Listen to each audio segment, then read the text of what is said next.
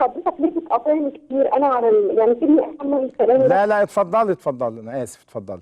انا لما خرجت بره انا يعني كان هي اعياء، عدم تركيز، واعتقد ان بره الموجودين شاهدين على ده. انا مش بتهم حد بحاجه. ففي حد انا لا اتذكر هو اللي قال لا يكون هو اللي مارس بتاع يعني في ناس كتبت لي ان هذا الرجل كان مسيطر على مبارك نفسه والبابا شنوده وزكريا عزمي وفتحي السور، ودخل البرلمان وسيطر عليهم 10 سنوات في البرلمان، وهو اللي جه ريهام سعيد على الهوا ويطلع فيه عفاريت ولبسهم لريهام. وبيتساءلون يعني ازاي رجال المباحث والاموال العامه بتمشي ورا كلام الدجل والشعوذه، وزي راجل دجال هيبقى وسيط لديهم. المفروض هو اللي يتقبض عليه وان هم يحاربوا السحر والنصب عن طريق السحر والدجل، وهو لا اعتقد لا يخجل من هذا.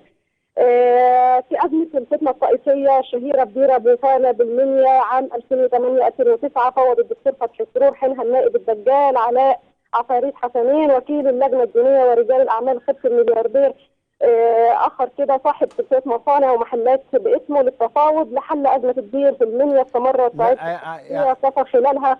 يعني الكلام عبير، كله عشان ابقى بدخل في الموضوع، يعني اصل انا شويه بنتمي لاعمال العقل، يعني لا اؤمن بهذه، يعني حد هيسيطر على الناس بالجان والشعوذه نجيبه بقى، يعني يجيب لنا الارهابيين فين ويخلصنا من كل قوى الظلام وخلاص يعني. يستعينوا بيه لان هو واضح يعني. اعتقد ان هم يعني بيستخدم اساليب ده في السيطره على ناس كبيره جدا يعني. والناس بتتساءل ازاي محافظ المنيا يصدق واحد دجال بيقول له على واحد حمار كذا ويمشي، يعني حاجات كتير يعني. وفي الاموال العامه اقتنعت بكلام دجال او ساحر وبتاع عفاريت وطالع على الهواء وبيتفاخر بده لم ينكره يوما ما. لكن انا حاسه الاعياء بصراحه انا ما جاش ده في دماغي، انا حسيت بحاله اعياء. طيب يعني انت مش الكلام اللي كتبوه يعني ناس ثانيه انه حاله الاعياء اللي جات لك دي هي بسبب ياسمين قايله نصا كده لا يكون فعلا بسبب كذا، يعني هي بتتساءل ان احنا مش فاهمين يعني. في حدث غريب حصل والناس هي اللي يعني بتسمن على الكلام ده مش احنا.